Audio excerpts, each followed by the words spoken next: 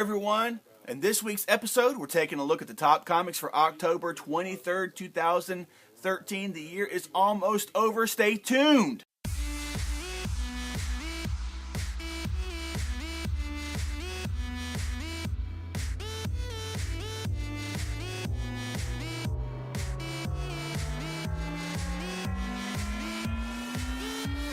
Thanks for pressing play, guys. This is Awesome Randy. I am Chris. We are here at Excalibur Comics, Cards, and Games of Shreveport to talk great comics coming out this week. This year, it's flown by, man. I can't believe we are at the latter part of October here. It's crazy.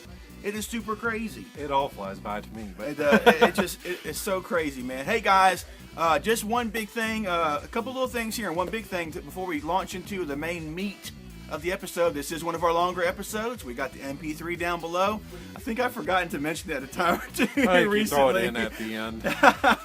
Another thing is here in some of our recent videos, you've been seeing some awesome graphics and hopefully more to come. And I want to thank Brad Campbell for that. He's been doing an awesome job, and I'm looking forward to even more awesome logo design graphic work. That he's phenomenal. The flyer that you see here at the store with the cat and the pumpkin, he designed that. The Mega Cell flyer and all that, that's him. That's awesome, and hopefully we'll have even more to come. And speaking of the Mega Cell, we have the Mega Cell, but first, I want to thank Brad as well when he's not off fighting deadites and with his chainsaw and his boomstick, and that's Brad Campbell, right?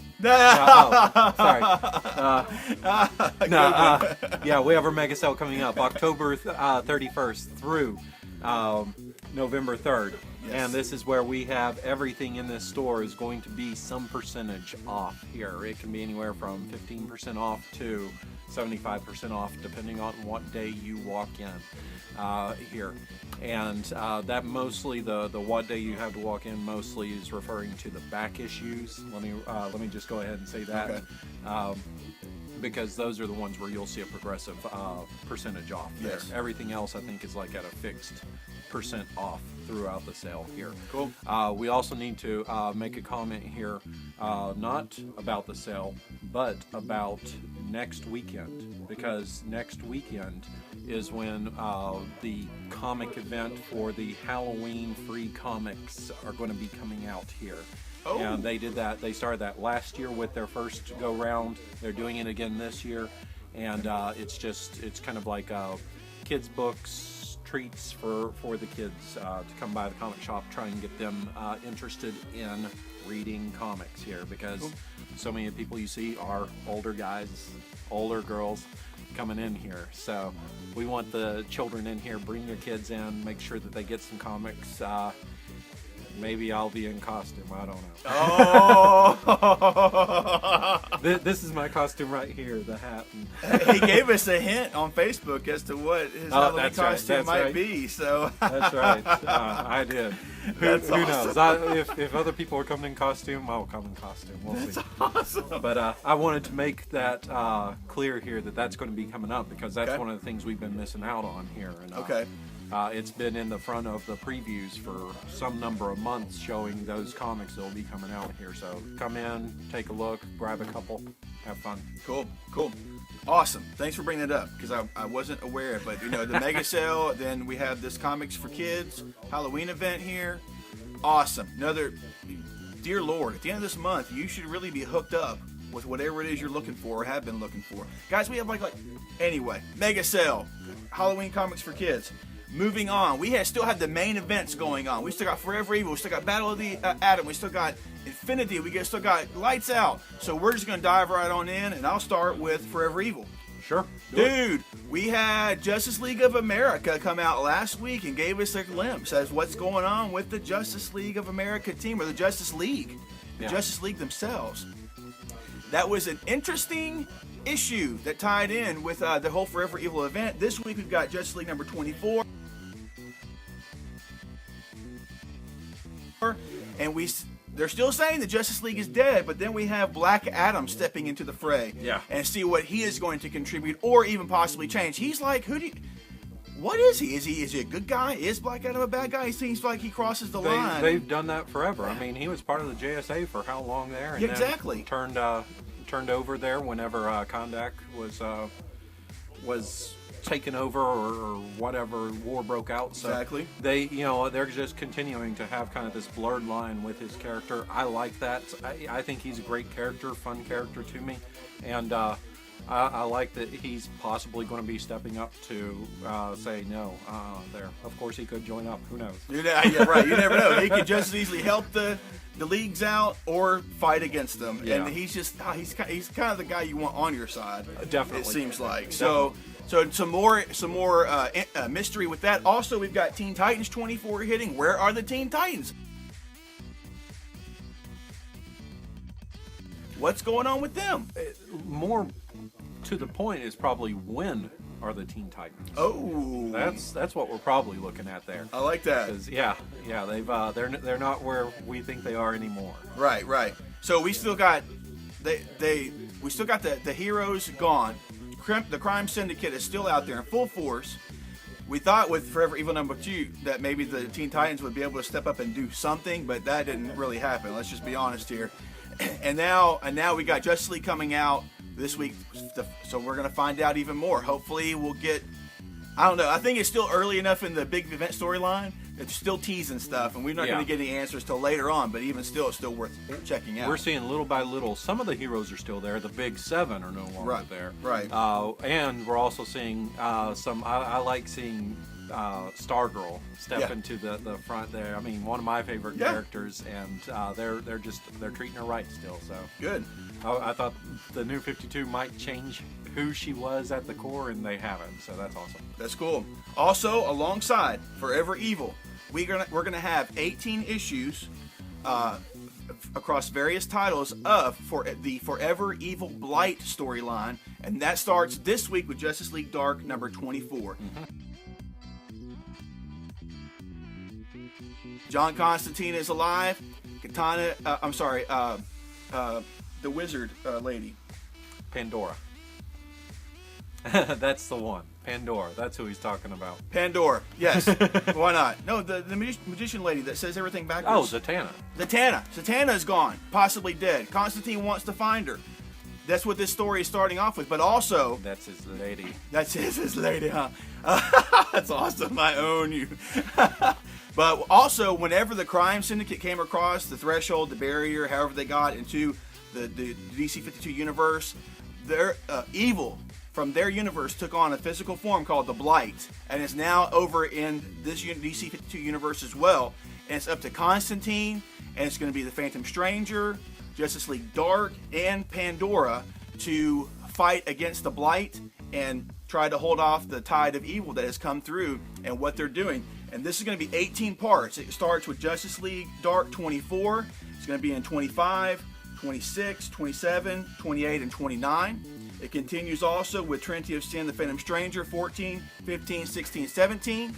And also continues in Constantine, 9, 10, 11, and 12. And then Trinity of Sin Pandora, issues 6, 7, 8, and 9. So that's a lot of storyline going on there with the Blight. 18 issues over the course of the next 3 months or so, running alongside Forever Evil. So be prepared. The supernatural type of Justice Leaguers are going to be facing evil in its physical form from the other universe with the Blight. So that should be interesting to see what happens there, who comes out on top, what happens with the Blight and Constantine, if he's forever changed.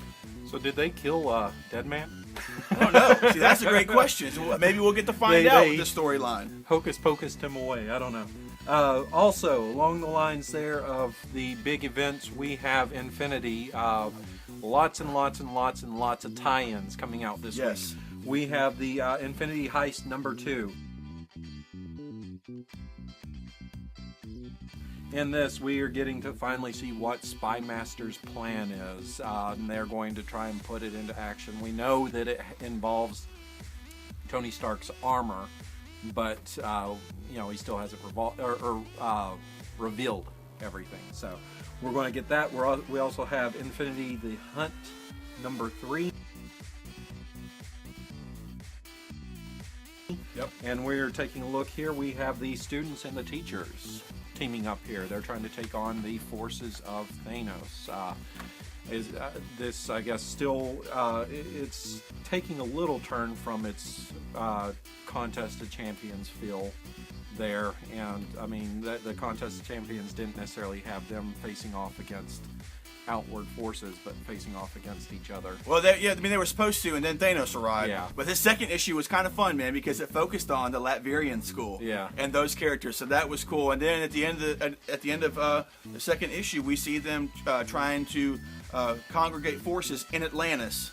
To see how they're gonna, and that's, as you've been reading Infinity, that's where a lot of stuff's been going on. That's the wrong place to congregate exactly. forces. So yeah, we've got Nova number 9 is a tie-in, and in this one we're going to see Nova getting some help from some very familiar faces, new Warriors faces there, and we've got Secret Avengers number 10. This right here, the Avengers are gone. They are off planet right now, so we have S.H.I.E.L.D. facing off against Thanos. This is Maria Hill, Nick Fury Jr., and everybody's favorite, Agent Coulson, facing off there. So we're going to see how these humans, who are super secret agents, fare against Thanos.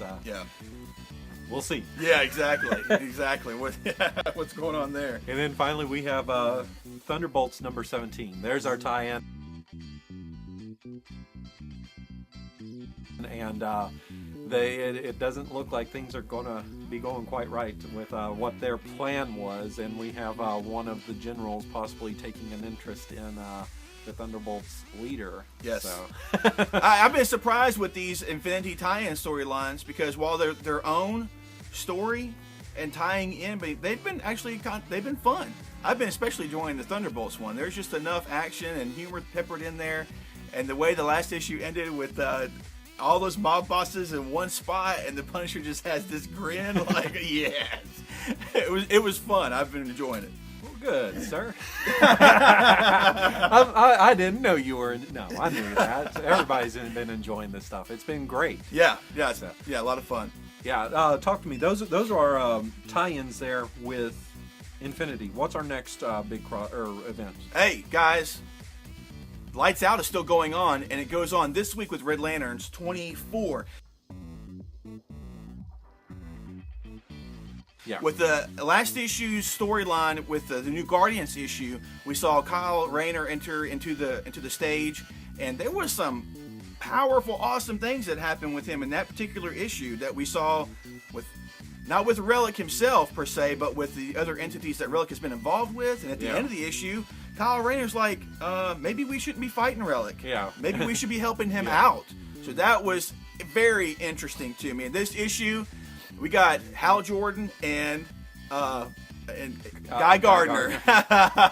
We'll see them at odds with each other with this particular issue, and see how that's going to help or affect what the battle is with Relic at this time. So basically what's gone on with the Green Lanterns is, when the Guardians were in place, they were always at odds with the Guardians, and they were buddy with each other. And now that the Guardians are out of place, they're at each other's throats. Probably so. Well, no, not probably so. That, Kyle just had out with Hal, and now you're going to have Guy having out. Hal can't get on anybody's good side, I guess. Why didn't he just stay dead? No, he went there, folks. He went there. He crossed the line. No, I kid. I've enjoyed that.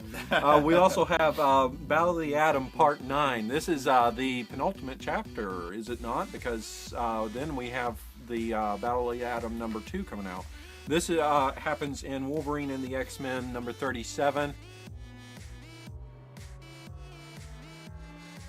And guys, if you have been reading this, holy cow.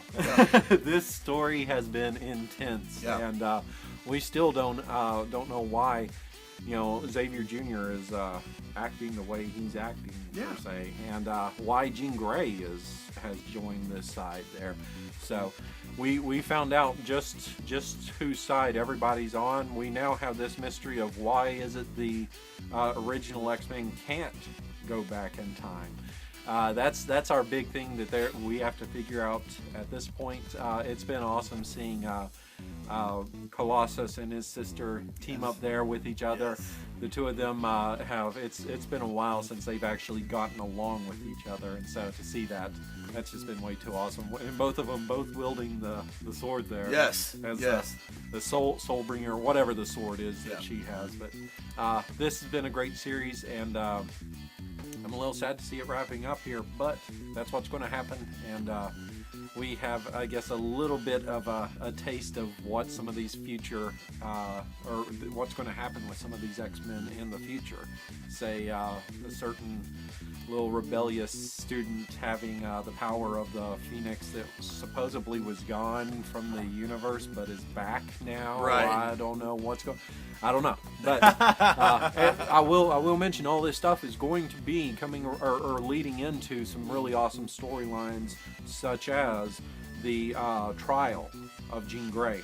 That's going to be awesome. Yeah, that's going to be real cool. So if you're not reading this, get this collection. You know, this has been some of the most exciting I've seen with the X-Men titles and cohesiveness of the X-Men titles in some time. Yeah, I agree. Totally. Get on board. Let's go into some new number ones. Number one. And I'll give you the pleasure, sir, of leading off with whichever one you would like to lead off with. Which one do I want to lead it off with? Which one? I think I'm going to pick Velvet. Oh! Is that what you thought? I knew it was coming. Guys, why am I so excited about this? This is Ed Brubaker. This is Steve Upton. This is the creative force behind one of the best Captain America storylines ever. Yeah. I mean, really. And they were masterful in their storytelling. Their storytelling with this involves Velvet Templeton. She is a former field agent and now personal assistant of the director of the agency. It's with a capital A there, so I guess that's their name. There are no periods in between with any silliness as to what it might stand for. But that's the important thing. She is a former field agent. She just hasn't been in the field for, say, 20 years or so. And now something's going on. She's being accused of something, and this is just a crazy murder adventure mystery that's going on here. Yeah. And these two guys, they're going to give you one of the best stories here. I think this is one of those Image titles that more than so many of the other great ones I've been looking forward to. Yeah. So it's finally here, finally arriving, and rock on. Hey, pick it up, guys. It's gonna be huge. I expect multiple print runs. I mean, I'm really expecting that with this particular issue. I mean, the closest thing. I mean, it may fall in line kind of with the level of storytelling that Rucka is giving us on Lazarus. Yeah. With that, I mean, just that detail of things. So we have two really cool, strong female characters possibly coming out there from Image with those. Yeah. Give me a number one. Hey guys, let me give you two number ones real quick. We've got cartoon shows coming to comics, and I'm talking about Beware the Batman. And you've seen it on DC Nation, the new Batman series that's out there now. He's already faced off against Professor Pig and Magpie, and we've got all these. Alfred is Professor Pig in the. Yeah, he's Wow. He started off the series, That's man. He was like the main dark bad guy, character. and the Toad, whatever. Yeah, dude. It's a dark kind of series, but it's been fun. It's been interesting as well. Now it's coming to comic book form as well. You know, we got Bruce, a younger Bruce. We've got Alfred, who is he's not an old guy. He's like a middle-aged guy and a former special agent who has been training Bruce. So a la Earth 1. Probably so. I'm not familiar too much with that, but this is all coming together with Beware the Batman, and now it's coming to comic book form. So check that out if you're enjoying the cartoon series. You should enjoy this. Also, another fan favorite coming back just out in general is Samurai Jack. That's right. This is like a cult classic favorite that went on for a couple of years with the Cartoon Network. Now that is coming to comic book form. This is actually a limited series. It's a 5-issue limited series, not an ongoing. Beware the Batman is a full ongoing series. But Samurai Jack, 5 issues. If you love the type of sword mayhem that Samurai Jack is known for, be on board. Check out this issue as well. Yeah. I've got another number one here for you guys. This is Zombie War, number one. This comes from the creative mind of Kevin Eastman. He's the one who created Teenage Mutant Ninja Turtles. And this is his zombie story that involves the military. It's going to be, I think, 2 double-sized issues here. So it's a 2-issue story. Could be tons of fun. He's writing and drawing it. So we haven't gotten to see any of his work in quite some time here. Back in the mid or early 2000s, he put out the TMNT with the Laird, who was the co-creator there. Right. So this one, it's IDW that's bringing this to us. Another one, and zombie military. What happens when all these military greats and all these soldiers rise from the dead and pick up arms there? That's kind of scary. So check that one out. I was saving this one for you. Unless well, I'll go ahead and ahead. do that one. We have Pretty Deadly number one. I'm also excited about this one. This has the awesome team of Kelly Sue DeConnick and Emma Rios. They previously teamed up on the Osborn comic, which was a creepy comic. Creepy. Not even creepy, it was creepy. That's awesome. Creepy comic. And this one right here, it is a tale of retribution here, and it involves Death's daughter. She. Yeah. We have Death over in East of West, and we have Death's daughter here, and it just so happens that this is also in a Western style setting there. So there's something that works very well with that. But Death in the West. Death in the West. She's on the trail of somebody with something. We don't know what it is yet, but it's a tale of vengeance. Okay. So it's going to be an awesome one. And Emma Rios, guys, she is going to be one of the next big female names in comics. We have some like Nicola Scott and Fiona Staples, Becky Cloonan. Emma Rios is going to explode here. She's awesome. Very cool. Very cool. Guys, that's it for number ones that we're hitting on now. We have one more. You got one more, man. Yeah, hey, look at that. We also have coming out from Dark Horse Comics, Conan and the People of the Black Circle. This is a 6-issue miniseries here. And this is Fred Van Lint and Ariel Olivetti coming out. Argentinian artist there. Yeah. I looked that up. Yeah. Because I thought maybe Italian, but no, Argentinian.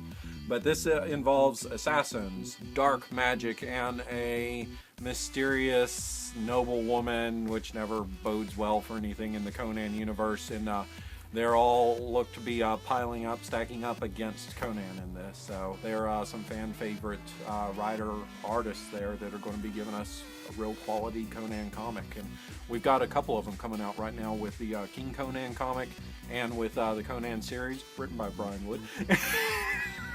Name dropping. And now Conan and the People of the Black Circle. So that is our last number one to talk about. I believe. You better double check. We don't want to miss one. All right, guys, moving on from that, some of our favorite series and continuing storylines that you should be checking out if you aren't already. I'm leading this one bad boy off because I want to talk about Indestructible Hulk number 14. Do it. This has been a fun storyline with Hulk as an agent of time with the periods in between. Time with the periods in between, like S.H.I.E.L.D. But anyway, we've had... the periods in between? Exactly, with the periods in between. And we've had the Hulk become an agent of a subsidiary of S.H.I.E.L.D. with the Time Division, and he's been fighting the Chrono-Anarchists. And this particular issue, the end of the last issue, the way it ended, it was like, oh my God, that is such a brilliant stroke, because Hulk's been going through time fighting against these guys so they wouldn't change time in the past, and now they're taking the battle to him, to the very side of the Hulk's origin. So now the Hulk is having to go back to time again, and possibly stop his origin from even happening, so the chrono anarchists cannot use it against time in general.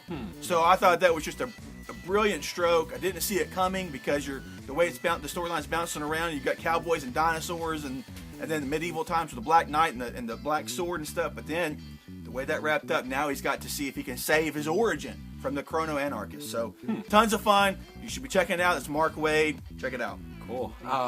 Young Avengers number 11 comes out, guys. One of the best series. No, I'm sorry. The best series from Marvel Comics right now. And this is going to be kind of a sad issue because we may be seeing the end of Kid Loki with this. And it only seems to kind of confirm it with the Loki agent of whatever it is. It's Asgard. Agent of Asgard, that's what, right. Coming out later that looks like an adult Loki. What about last issue, though? I know. Did you read it?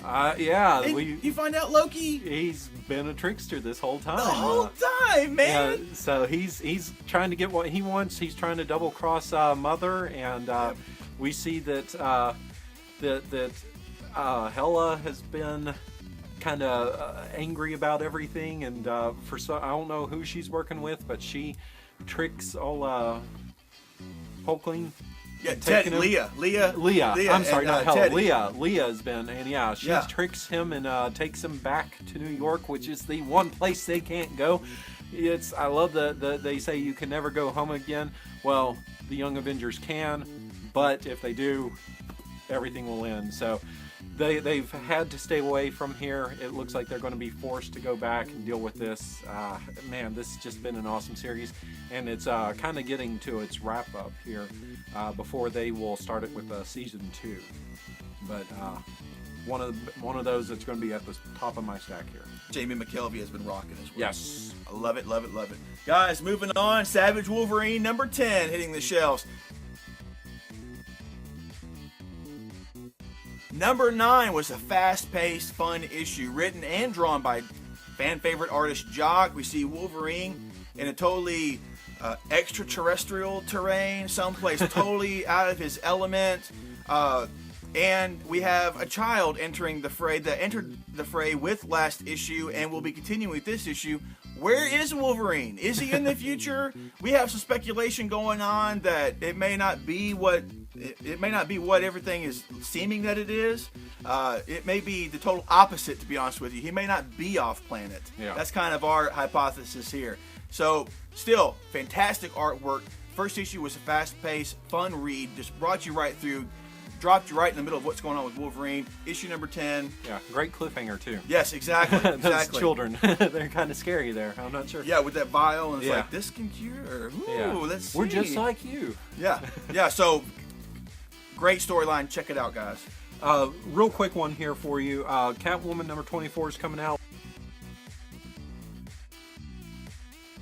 Why is this one that you need to pick up? Because everybody here is now falling in love with Joker's daughter, and this is going to be Catwoman squaring off with Joker's daughter. So we're going to see these two go face to face. She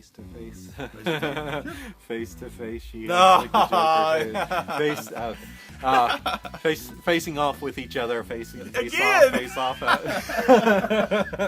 with each other, and it's gonna, I believe, have the awesome Rafa Sandoval art, one of the best artists in the industry. Yes. Here, dynamic artwork. So that's going to be one of those you won't want to miss if you are a fan of the Joker's daughter. I'm just going to say she's going to be like the new Harley Quinn. Everybody loves her. That's really what it seems like. Yeah. I've only got like 1 or 2 left here. What about you, bro? Same here. Let's just kind of... Guys, continuing on. Daredevil 32. This looks like the Halloween issue. And I want to see what Mark Waid does with Halloween with Daredevil. The series is a must-read, guys. Mark Waid is killing it on both Hulk and Daredevil. Daredevil has been phenomenal. Waid has gotten, he's been on it longer than the Hulk series has been going on. But with the last issue, we had the Jester come into the fray. And whenever Mark Waid is reintroducing some of these characters here in Marvel now, it's not the way that you think that it is. And plus, he's still got this, there's this society that Daredevil is still fighting against too, that's not the Serpent Society. Yeah, they have some sort of snake name too. Yeah. I'm drawing a blank on that. Name's never good for me. Anyway, there's still the undercurrent going on with the storyline. We've got some of the Marvel monsters entering this issue. I'm expecting this to be a fun and different Halloween issue. Check it out. Yeah. Rat Queens #2 from Image Comics. This right here is this whole. Queens. There's just a whole group of just rowdy, various rowdy groups here that love to fight in this peaceful town, and they've sent them on these quests, and somebody's marking all these groups for death. Don't know exactly what's going on or who's doing this. If you are a D&D player, fan of that whole world, this is like that world reimagined, as in almost like the Guild, but it's not anybody playing the game. It's just that world. Right. And the awesome thing is all of these characters act like the bunch of people who sit around the table playing the games. The way they talk, the way they are just goofy, stupid, whatever. So it's way too awesome. You're going to recognize all those characters as total cliches, but man, I was not expecting for this to be as fun as this issue was. Cool. #2's out. Pick it up. Last one for me, guys. Uncanny #4. Andy Diggle writing this. In this issue, in the last issue, we saw Weaver actually come face to face with people that know about him, know of others like him, and are wanting to actually use their abilities for specific purposes and stuff. And in this issue, #4, we're going to find out, Weaver's going to find out whether or not he should have stayed a lone wolf, or if he's going to survive actually teaming up with some of these people that are like him to do this task that they've been assigned to do by this secret society, whoever it is. There's a group that knows about these people in this particular world. It's been a little bit since the issue's been out, but now we're getting another issue here. I want to see more of the storyline. I want to see what Weaver's going to do. You should be checking it out. Yeah, definitely. Last one for me. Aquaman #24 comes out. This is the start of a new storyline. They have had some really good storylines here recently in Aquaman, and this one is called The Scourge of the Seven Seas. This one deals with Aquaman. He is the king of the ocean. And when they say that, I mean the king of all of the ocean here.